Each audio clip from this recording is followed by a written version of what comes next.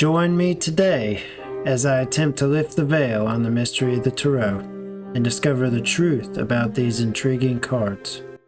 Hey, welcome to the channel. I'm the Rogue Occultist and I've been studying this stuff for 15 years. Let's get into it.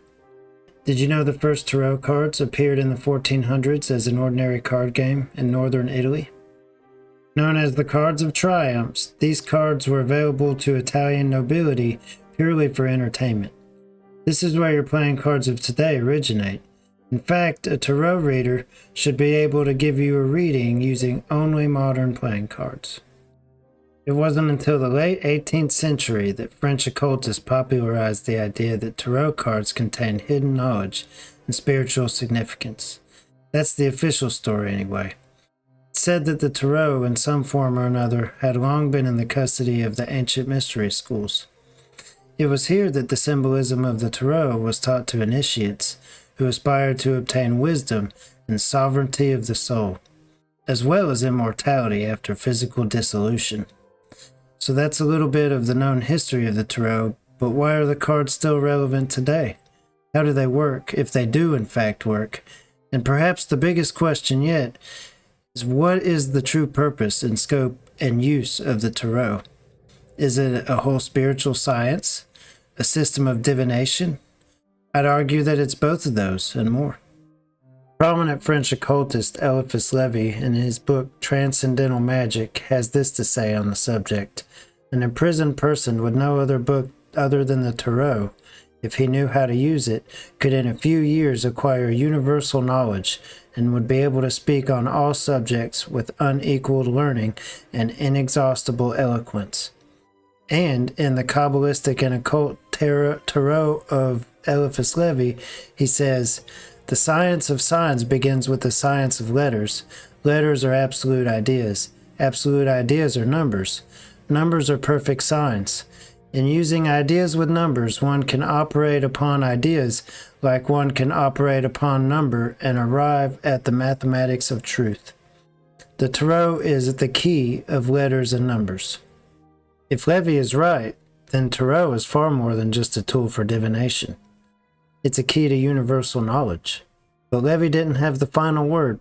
Let's look deeper. C.C. Zane, also known as Albert Benjamin, in his book The Sacred Tarot, teaches that the tarot has 4 distinct functions, 2 positive and 2 negative. According to Zane and the Church of Light, the tarot is a science of vibration, the key to understanding the vibrational qualities of numbers, letters, colors, and sounds, elements that constantly affect our mind and souls. This, I believe, echoes what Levi was describing. It's also a system of divination by numbers, which is completely separate from the vibrational aspect. Then, of course, it's a system of divination by cards, the use most people are familiar with today. Quick pause. If you're enjoying this deep dive, don't forget to like the video and subscribe for more content. Earlier I asked how tarot works.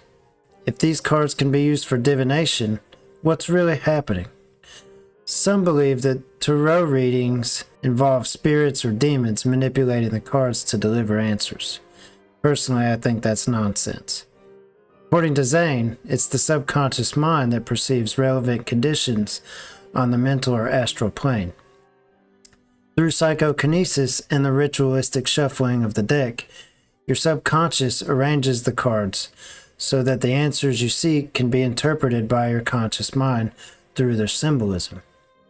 And finally, perhaps the most important function of the cards, the tarot is a spiritual science and a complete philosophy of life. What exactly is meant by this? And why was this function in particular so important to those who walked the spiral staircase during initiation into the great mystery schools of antiquity? Perhaps by studying carefully the tarot, instead of being fearful or superstitious of it, we can learn more about the places from whence we came and the road that stretches forth before us.